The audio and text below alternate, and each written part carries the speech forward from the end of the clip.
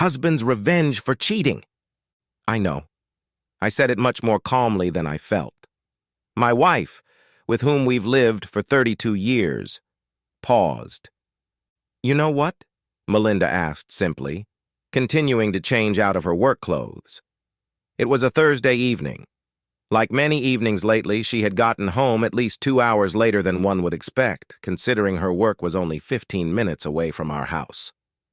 I know you're cheating on me. I suspect you've been doing it for quite some time, based on how many times we've made love in the last year. We haven't had sex because you don't have the attraction anymore, she said. You started having problems, and then once you started taking those meds, you can't do anything but get fat. You know as well as I do that those meds are the only thing that saves me from having a stroke, heart attack, or worse. I gritted my teeth. For some unknown reason, my blood pressure was completely out of control. It seemed to happen almost overnight, and my blood pressure was either so low I could barely stand, or it would rise until I could hear my pulse roaring and feel a pounding behind my eyes.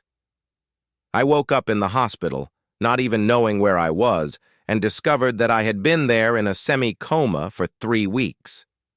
That was almost 7 months ago. Large doses of medication were now keeping my blood pressure even, but my dignity had stopped working. This depressed me immensely, and the antidepressants were making my problem worse. I tried the little blue pill, but it didn't help much. It usually gave me a headache. Oh, the baby would sometimes wake up a little. I was getting semi-rigid, usually in the morning. If my wife was annoyed by this condition, I was furious. Still, it didn't excuse the fool's actions. Don't bullshit me, I said angrily. There are other ways to have sex. You're worried about your privacy?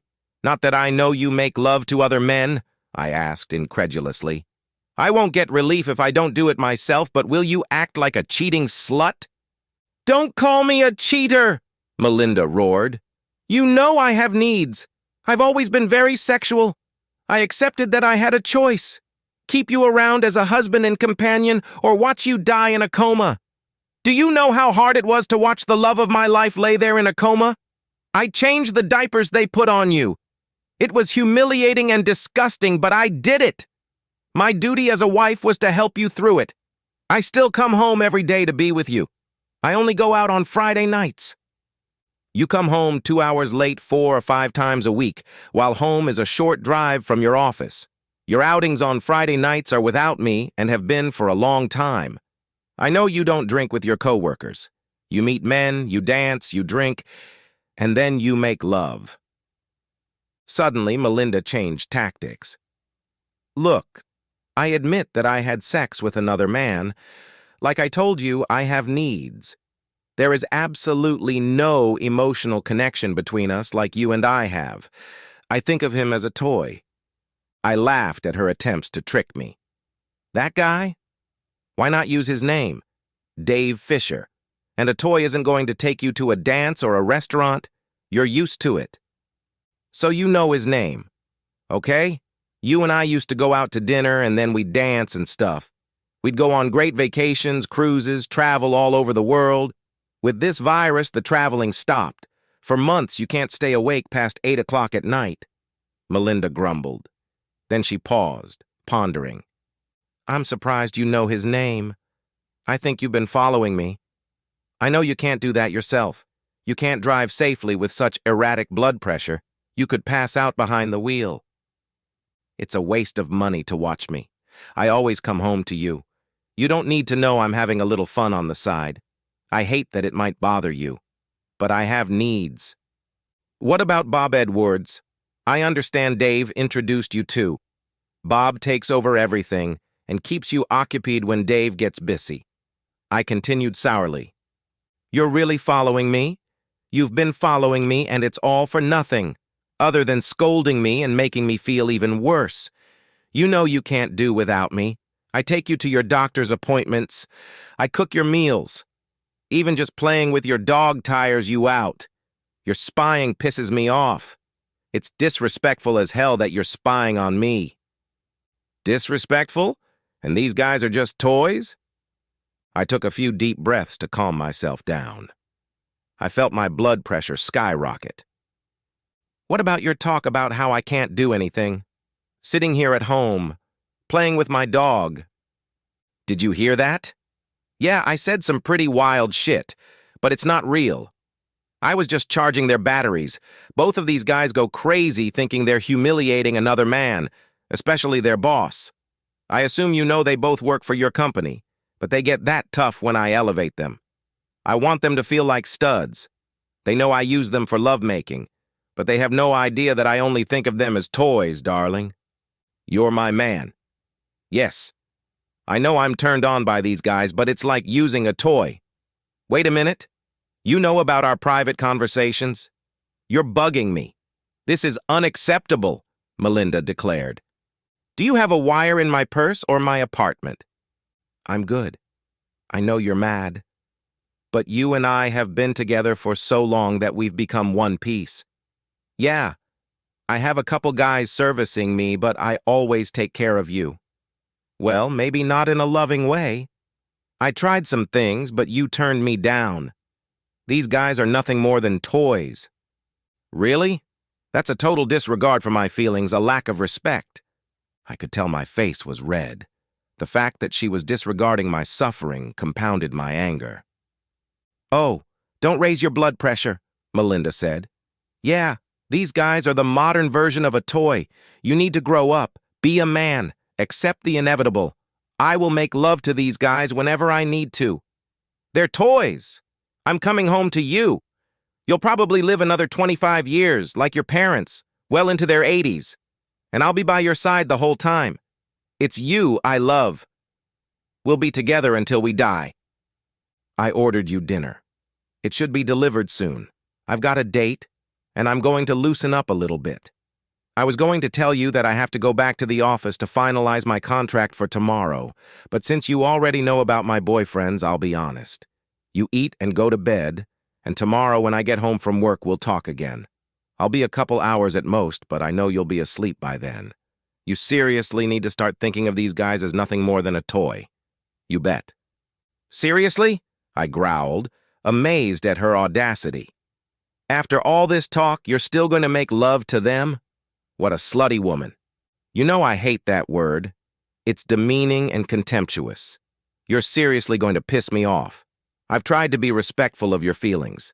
That's why I've kept my activities secret. You want a slutty wife? When I get home, I might just climb into bed unshowered and sweaty. I want you to apologize. No way. I turned and walked out. My faithful border collie Roscoe followed on my heels.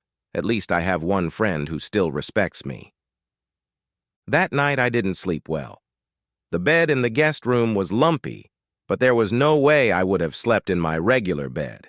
If I had a lock on the door, I would have used it. I suspected that this cheating bitch really hadn't bothered to take a shower to wash the nasty stuff off herself before she went to bed. I needed the rest. I knew I was going to be busy the next day, and I hoped to make it through it. I was up early and sitting at the kitchen table sipping coffee when Melinda walked in. I planned out my day. I had most of my chores taken care of, but I still had some things to do. I ignored Melinda's greeting as she poured herself a cup. Look, we need to talk.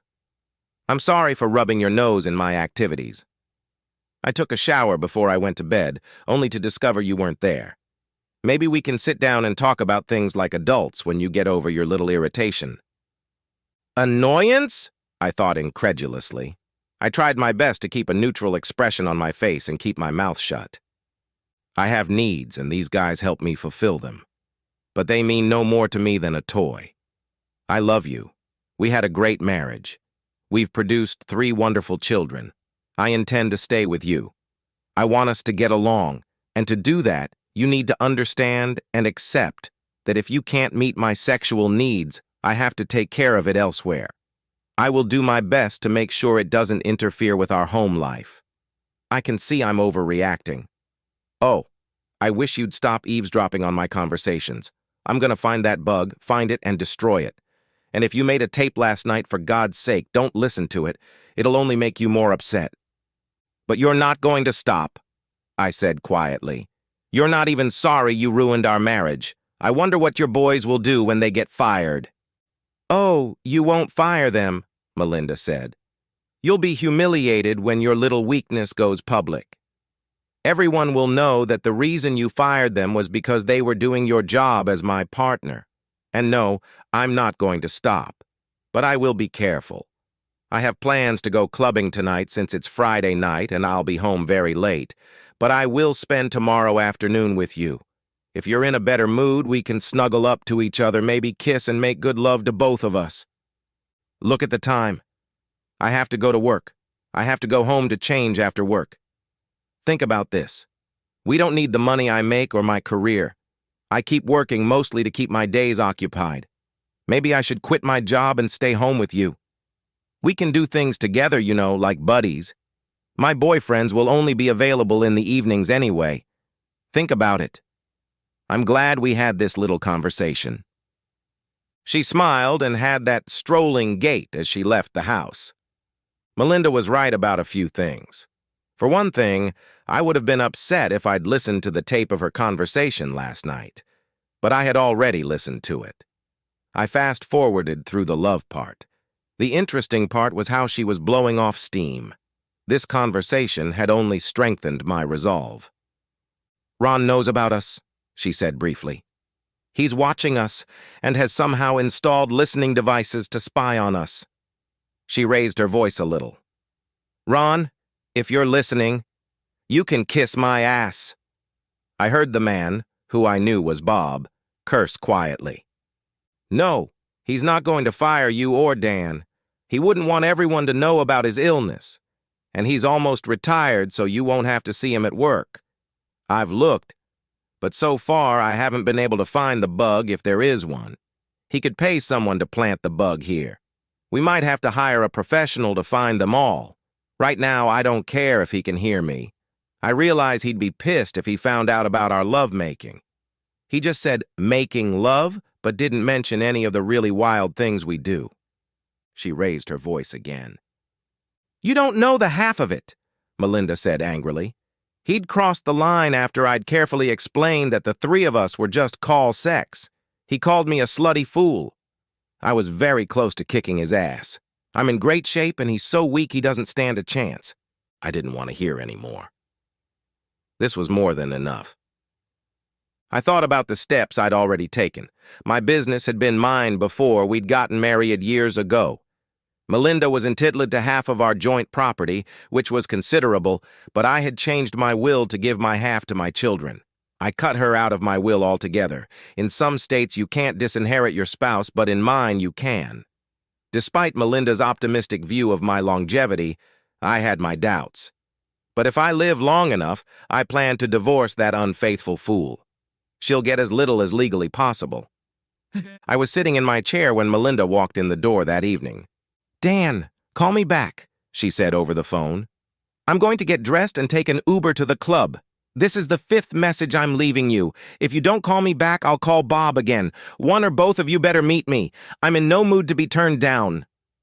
Melinda paused to look at me, sitting calmly. "Okay. You've heard me talking to my toys." "You know I do," Melinda said. She went into the bedroom and came out 20 minutes later in a little black dress that barely reached mid-thigh.